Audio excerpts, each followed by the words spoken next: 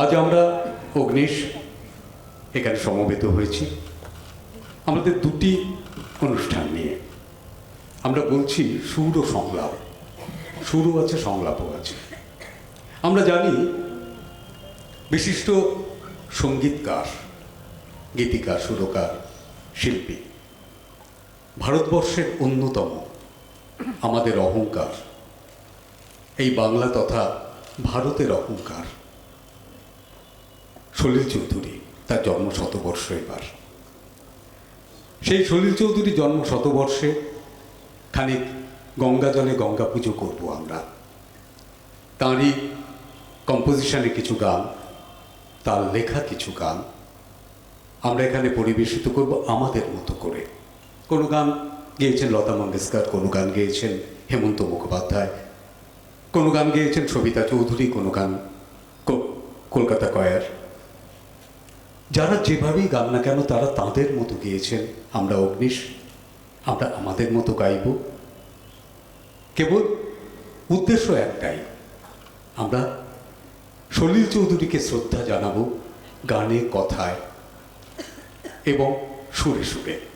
আপনারা আছেন, বরাবরই থাকেন আমাদের সঙ্গে, এবারও থাকবেন। তারপরে এই অনুষ্ঠানটির পরে আমাদের দ্বিতীয় অনুষ্ঠান থাকবে নাটক। তো কথা নয়, আমরা সুরের সাগরে ভাসব শতবর্ষে সলিল চৌধুরীকে সঙ্গে নিয়ে। আমরা আমাদের মঞ্চ জুড়ে আছেন অগ্নিশের শিল্পীরা, সুভাষিস দা, সুভাষিস চ্যাটার্জি। আমাদের এই সলিল সাগরে শতবর্ষে যে সুরধারা বইবে তার কাণ্ডারি, তিনি পরিচালনা করবেন, আমাদের নাবিক। আর যারা আছেন আমাদের সবাই অগ্নিশ। আমরা অগ্নিশ, আমাদের একটাই পরিচয়, আমরা অগ্নিশ। আমাদের প্রথম অনুষ্ঠান আপনাদের সকলের অনুমতি নিয়ে আমরা শুরু করছি। শুধু ধন্যবাদ দিয়ে রাখি আপনাদের, আপনারা আপনাদের চলমান যন্ত্রটি, মোবাইল ফোনটি নীরব করে রাখার জন্যে আপনারা রেখেছেন, তাই আবার ধন্যবাদ। আমরা শুরু করছি সুভাষিসা আমাদের অনুষ্ঠান, প্রথম অনুষ্ঠান, গানের অনুষ্ঠান, সঙ্গীতালেখ্য। আকাশে যেন আবার জেগে ওঠেন এক অগ্নিশ্বাসী কবি, সলিল চৌধুরী। তিনি কেবল সুরকার নন, তিনি এক উচ্চারণ। তিনি কেবল গীতিকার নন, তিনি এক আন্দোলনের ভাষা। তার প্রতিটি সুর যেন ধানের শীষের দোলায়িত হাওয়া, আবার কখনো তা বজ্রবিদ্যুতের মতো ছিঁড়ে দেয় নিস্তব্ধতার বুক। সলিল মানেই এক বিস্ময়কর দ্বৈততা, মাটির কাছাকাছি থেকেও আকাশ ছোঁয়ার আকাঙ্ক্ষা। তার গান কখনো শোষিত মানুষের আর্তনাদ, কখনো প্রেমের নিভৃত নিঃশ্বাস, কখনো আবার সময়ের বিরুদ্ধে জেগে ওঠা এক অগ্নিমন্ত্র। ওর প্রতিটি সৃষ্টি যেন সময়ের আয়নায় খোদাই করা এক অনন্ত প্রতিধ্বনি। এই শতবর্ষে তাকে প্রণাম জানাতে গেলে কেবল শব্দই যথেষ্ট নয়, প্রয়োজন এক অন্তর্গত শ্রদ্ধা, এক অনুভবের গভীরতা। তার সুরের ভেলায় চেপে আমরা যেন পৌঁছে যাই সেই দিনগুলিতে যখন গান ছিল প্রতিবাদের হাতিয়ার, যখন সুর ছিল মানুষের অধিকারের ভাষা। সলিলের কলমে ও সুরে মিশেছিল বিপ্লবের আগুন, আবার একই সঙ্গে ছিল শিশির ভেজা কোমলতা। সত্যিই আর কোনো শরীর জন্মাবে না, কারণ তিনি কোনো ব্যক্তি নন। তিনি এক সময়, এক ইতিহাস, এক চেতনার সম্মিলন। তার তুলনা কেবল তিনি। তিনি নিজেই এক মানদণ্ড, এক অমোঘ সুর তরঙ্গ, যার সঙ্গে তুলনা চলে না কারো। তাই আজ এই জন্ম শতবর্ষের ক্ষণে আমরা অগ্নিশ, সলিল সাগরে নামি। সুরের ঢেউয়ে ভাষায় আমাদের শ্রদ্ধার প্রদীপ। গানের ভেলা এগিয়ে চলে সময়ের স্রোত পেরিয়ে, প্রজন্মের পর প্রজন্ম ছুঁয়ে। যেখানে সলিল চৌধুরী চির জাগ্রত, চির সজীব, এই চির সজীবকেই বরণ করি আমরা অগ্নিশ। নিবেদন করছি আলেখ্য, সলিল সাগরে শতবর্ষের সুরধারা। রচনা সমীর চট্টোপাধ্যায়, সঙ্গীত পরিচালনায় সুভাষিস চ্যাটার্জি, প্রযোজনায় অগ্নিশ। অংশগ্রহণে গানে সুভাষিস চ্যাটার্জি, দিব্যেন্দু মজুমদার, প্রণব চক্রবর্তী, অর্ণব সেনগুপ্ত, মহুয়া সেনগুপ্ত, নিপা লাহিড়ী, পারমিতা সাহা, কৌশিকী লাহিড়ী, দেবস্মিতা ঘোষ রায়, অদ্রিজা রায়, সুলতা স্বর্ণকার, তিয়াশা সাহা ও সৌর্যপর্ণী মিত্র।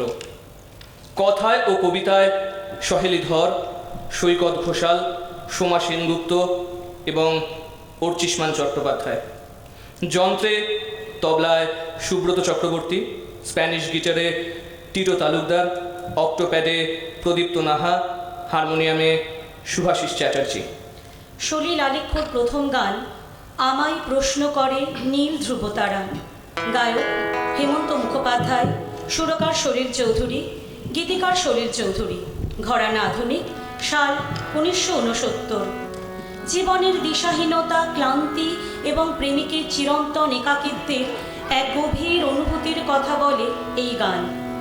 ধ্রুবতারা, যা স্থির নক্ষত্রের মতো একাকী আকাশের বুকে নিঃসঙ্গ ও প্রেমের প্রশ্নের মুখোমুখি হওয়াই এই গানের মূল বিষয়বস্তু। গানটির গায়ক তার জীবনের পথ খুঁজে না পেয়ে দিশেহারা হয়ে দিন কাটাচ্ছেন।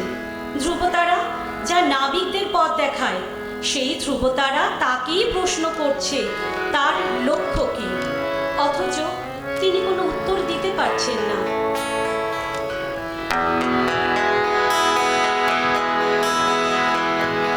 আমায় প্রশ্ন করে নীল ধ্রুবতারা, কতকাল আমি রব দিশাহারা, রব দিশাহারা।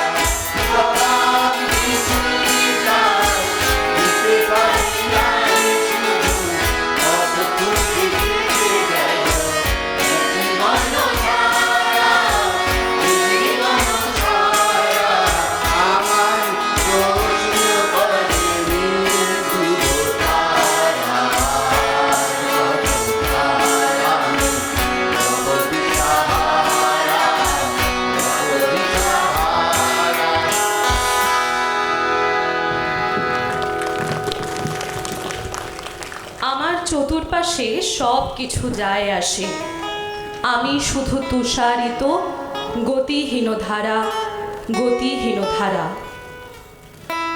এই গতিহীন ধারা নিয়ে আর কত কাল পথ চলবো আমরা গান্ধারীর চোখে পট্টি লাগিয়ে। চারদিকে যে অসহায়তার শব্দ, খুনোখুনি, হানাহানি, তা কি মুখ বুজে সহ্য করবো কেবল, নাকি জোট বাঁধব, তৈরি হব? কি বলেন সলিল চৌধুরী? সেদিন রাত্রে সারা কাক দ্বীপে হরতাল হয়েছিল। সেদিন আকাশে জল ভরা মেঘ বৃষ্টির বেদনাকে বুকে চেপে ধরে থমকে দাঁড়িয়েছিল।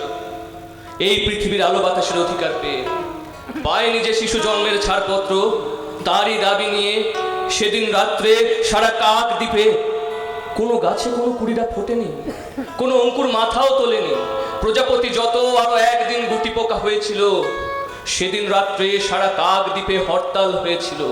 তাই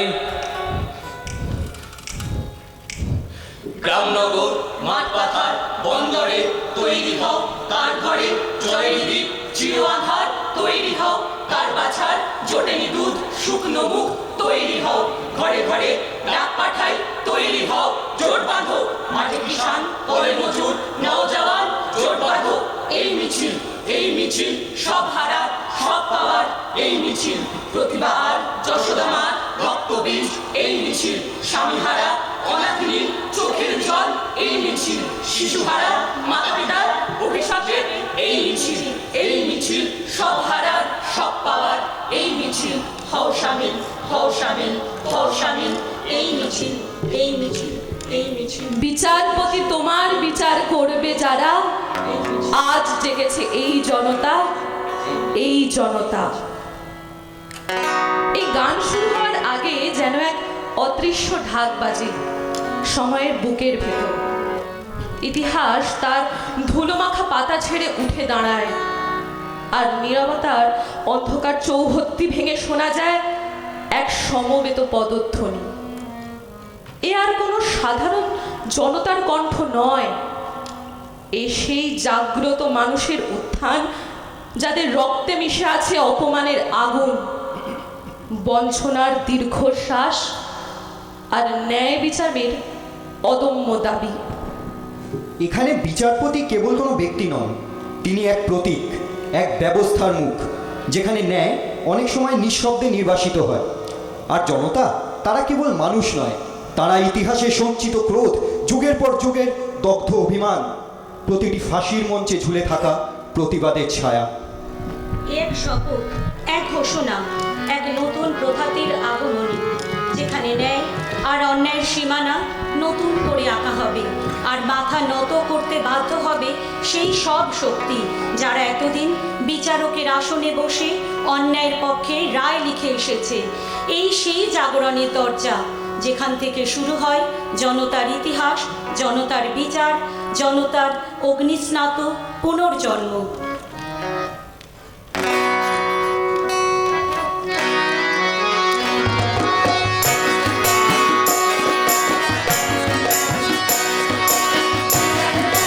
তোমার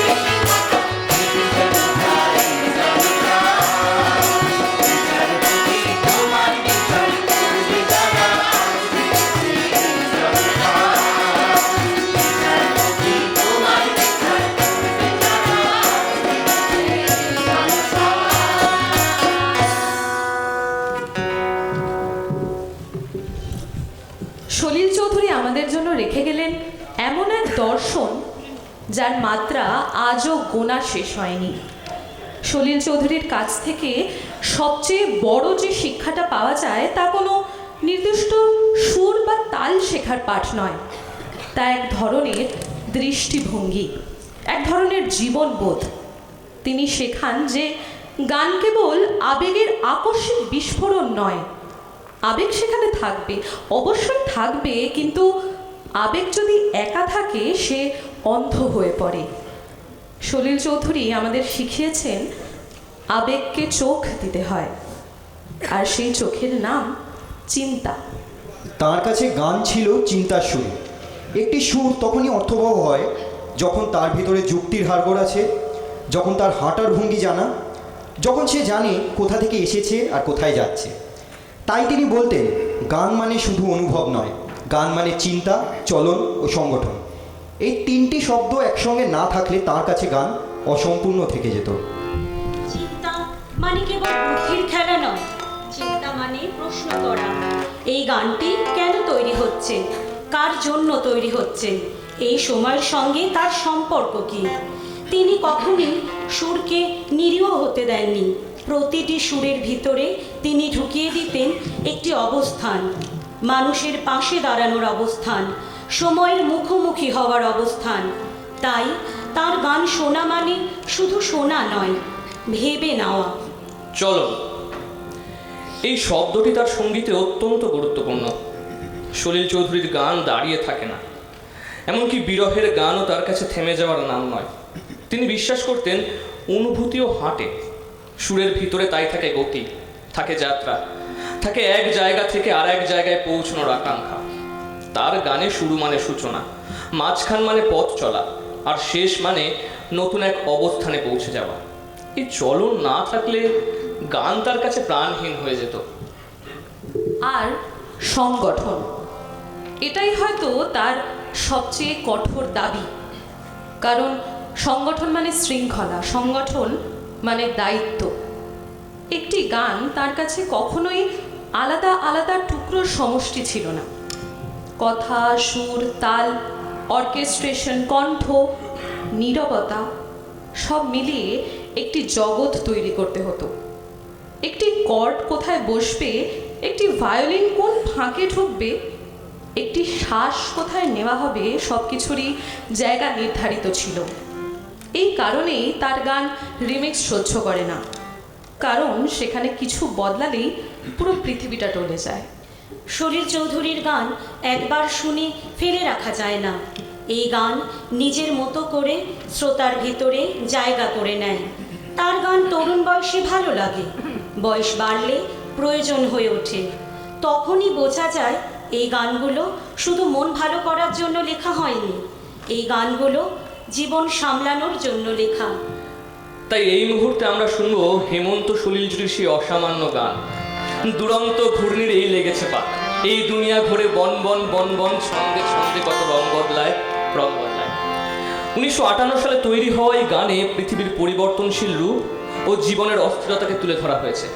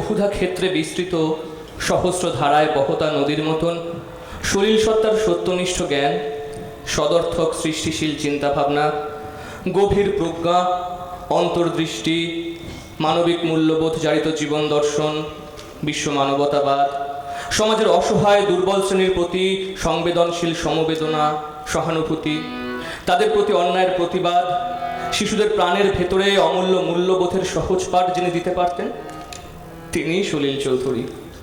সলিল চৌধুরীর সামগ্রিক শৈল্পিক চিন্তাভাবনা ছিল আদর্শের দিকে ধাবমান, কিন্তু সেই আদর্শ কোনো আকাশকুসুম কল্পনা নয়, তা ছিল মাটির সঙ্গে যুক্ত, মানুষের জীবনের সঙ্গে নিবিড়ভাবে সংলগ্ন।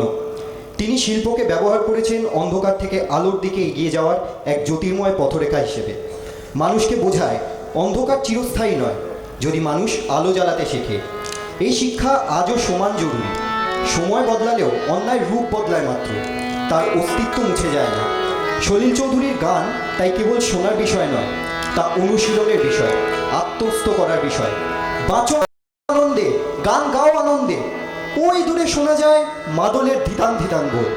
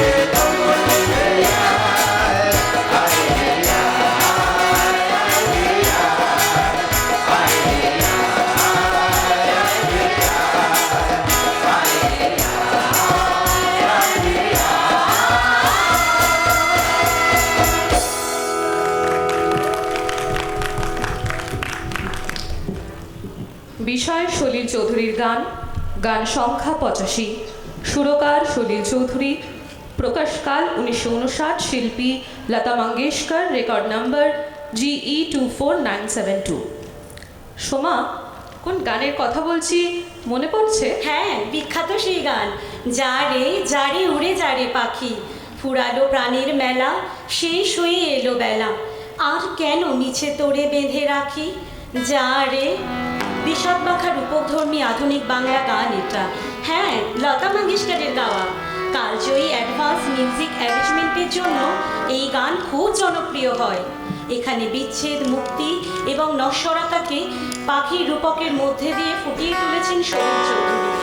সহেলি দিদি কাশ্যপকে চেনো তো? বলিউডের বিখ্যাত পরিচালক।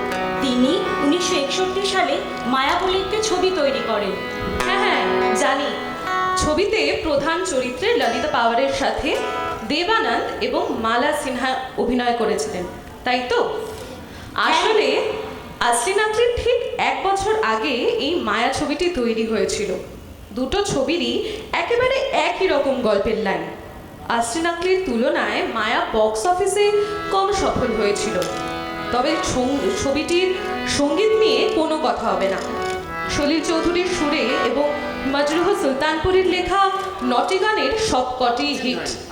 লতাজি, আশাজি, ডিজে মুখার্জি এবং মোহাম্মদ রফি সাহেবের গাওয়া গানের মধ্যে ছিল লতা মঙ্গেশকরের গাওয়া যা রে ওর যা রে পনশি বাহারো কে দেশ জারে। হ্যাঁ, একদম ঠিক। সেটি পরে বাংলার তর্জমায় এই গানের সৃষ্টি। বাংলা গানটিও গাইলেন লতা মঙ্গেশকর। অনন্য, অনবদ্য সেই গান পরিবেশিত হবে এখন শতবর্ষের সলিল চৌধুরীর প্রতি শ্রদ্ধাঞ্জলি অনুষ্ঠানে আমাদের এবারের নিবেদন।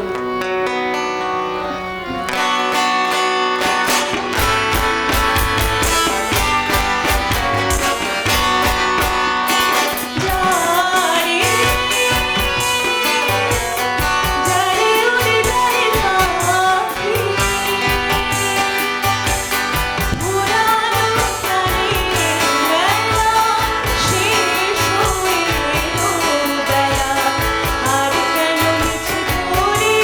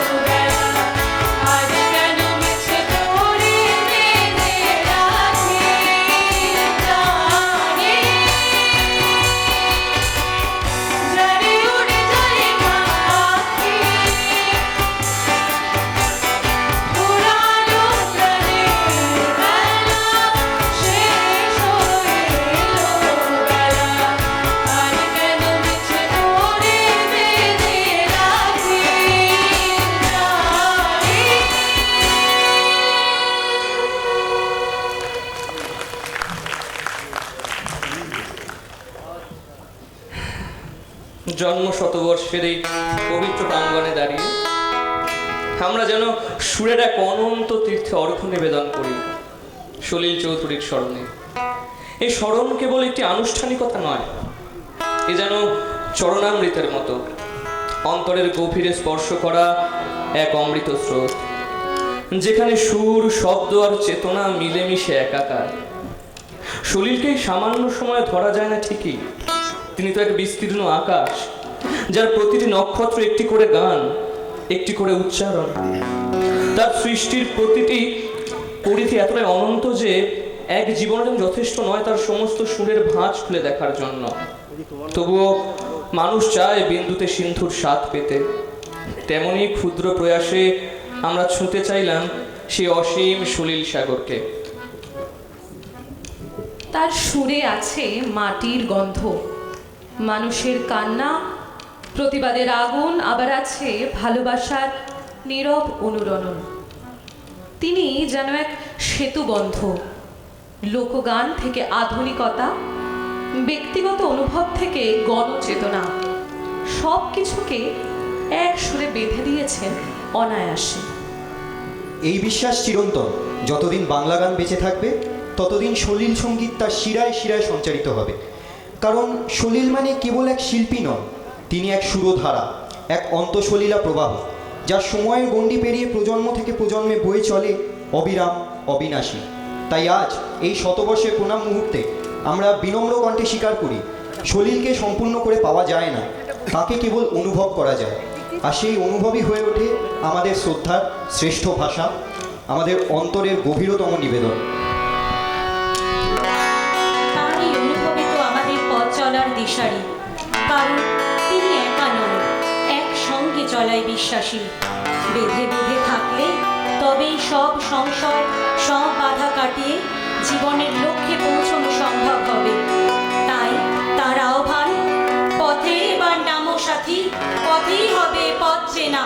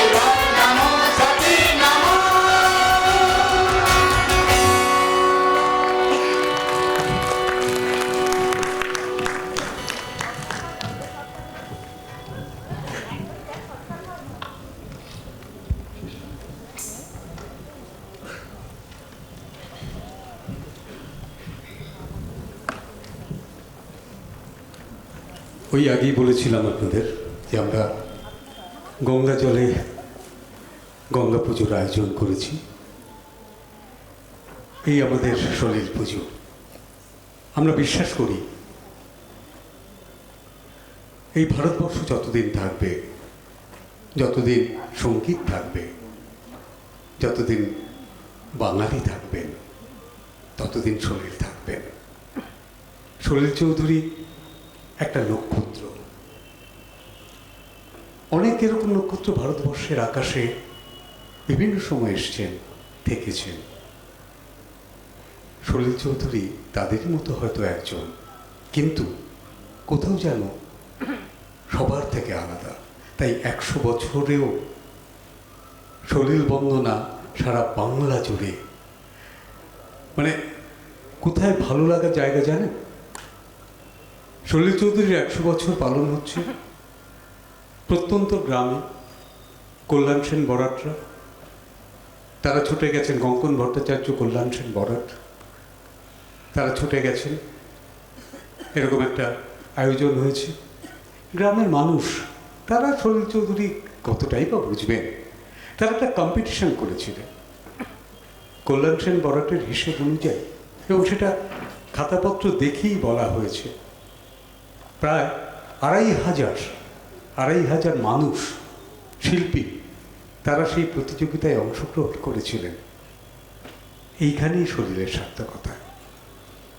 এই কারণেই আমরা আজও পর্যন্ত মনে করি সলিল চৌধুরীর প্রাসঙ্গিক। সলিল চৌধুরীর গান হারিয়ে যাবে না, ফুরিয়ে যাবে না। অগ্নিশেষ নিবেদন করলাম আমরা। শতবর্ষে সলিল সাগরে সুরধারা। এই শতবর্ষ একটা সংখ্যা মাত্র। ওই যে বললাম, আবার আমরা আসবো, আবার আমরা গুনগুন করে গাইব। হয়তো এখান থেকে বেরিয়ে এই গানটাই চলবে আমাদের সবসময় জীবনের সঙ্গী হবে। এখানেই সলিল চৌধুরীর সার্থকতা। আপনাদের সবাইকে অনেক অনেক আবার অভিনন্দন জানিয়ে অগ্নিশের এই পর্বের অনুষ্ঠান শেষ করলাম। এরপরে আছে আমাদের নাটক। আমি অগ্নিশের পক্ষ থেকে রণদীপদাকে পুষ্প স্তবক দিয়ে আমাদের আন্তরিক ভালোবাসা জানাই।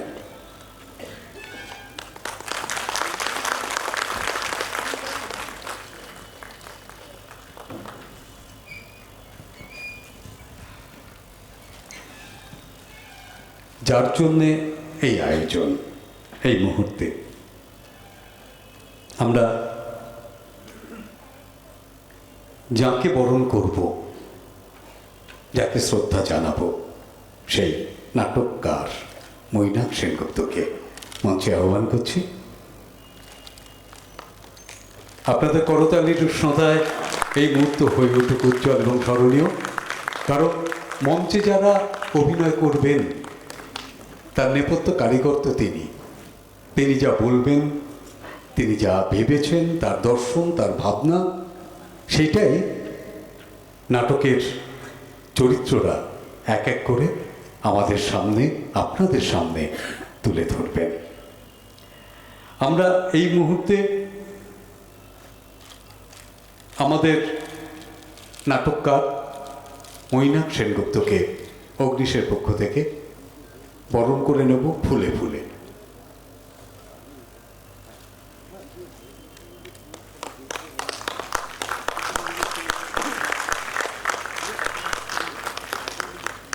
রণদীপদা তুলে দেবেন আমাদের আন্তরিক উপহার এবং শ্রদ্ধা মানপত্র।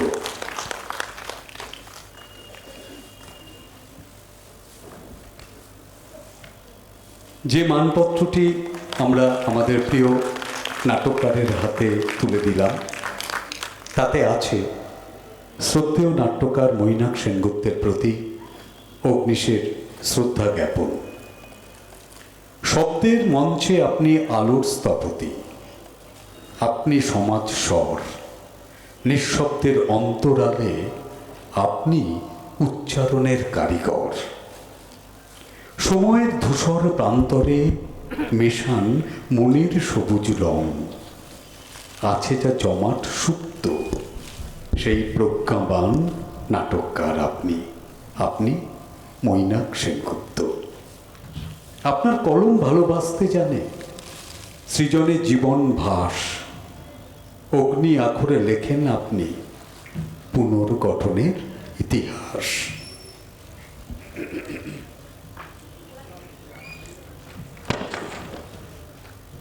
সংলাপ যেন জীবনকে দেখে, বলে সে আগুন জ্বালো। বিদ্রোহের তাপ, প্রেমের বৃষ্টি, প্রশ্নের ঝড়, দর্শক অন্তরে জালে নতুন চেতনার আলো। মঞ্চ আঁধারে জ্বললে আলো, চরিত্রেরা পায় প্রাণ। হাঁটে তারা, গল্প বলে, আমাদের ভেতর অলিন্দে গায় জীবনের গান। গভীর শ্রদ্ধা, কৃতজ্ঞতা ও ভালোবাসায় ভরি সুস্থ শরীর নাটকে জীবন দীর্ঘায়ু কামনা করি। অভিনন্দন সহ অগ্নিশ, 29শে মার্চ 2026, কলকাতা। এই মুহূর্তে দু একটি কথা, একদম স্বল্প মুহূর্তে আমাদের নাটক শুরু হবে মৈনাক দাকে। প্রথমে মার্জনা চেয়ে নিচ্ছি। আসলে একটি ধর্মীয় রাজনৈতিক শোভাযাত্রার জন্য রাস্তা অবরুদ্ধ ছিল, আমার অনেকটা দেরি হয়েছে, আপনাদের অপেক্ষা করাতে হয়েছে। আর অগ্নিশকে বলি, যে কথাগুলি আমার সম্পর্কে বলা হলো আমি তার যোগ্য নই। দায়িত্ব বেড়ে গেল, হওয়ার চেষ্টা করব।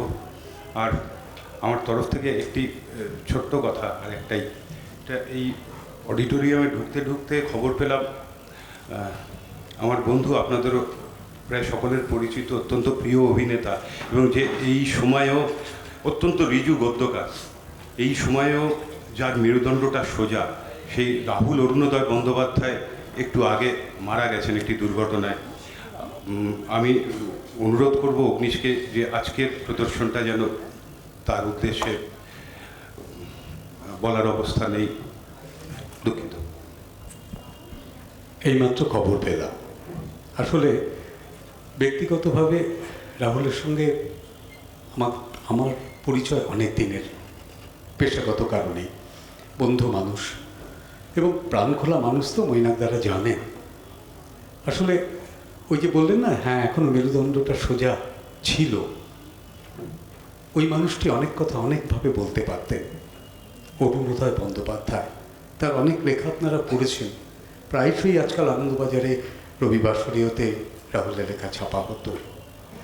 খুব আগের দিন ইচ্ছে মতো যে নাটকটি মেটা থেকে অনেকগুলো পুরস্কার নিয়ে এলো, যে জানলাগুলির আকাশ ছিল, সেটা রাহুলেরই। এবং এইটাই আমাদের এই মুহূর্তের মনটা ভারী করে দেয়। তো আমি আসলে কিভাবে তাকে শ্রদ্ধা জানাবো, আমি পরজন্মে বিশ্বাস করি না, কিন্তু যারা বিশ্বাস করেন তারা অন্তত এই কামনাটুকু করুন যে এইরকম রাহুল বারবার ফিরে আসুন, উনি যেখানেই থাকেন ভালো থাকেন। আমরা নাটক শুরু করব, আমরা নাটকের দল।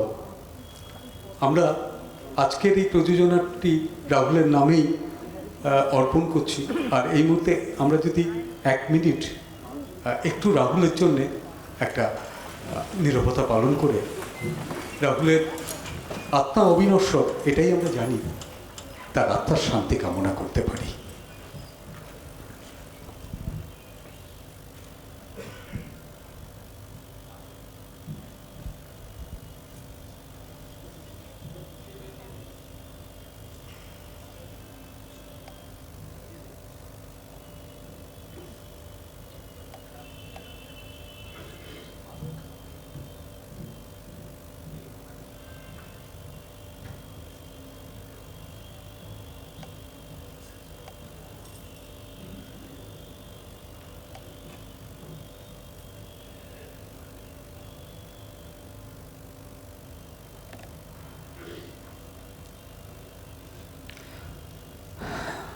কাজ করতে করতে যে মানুষটি চলে গেলেন,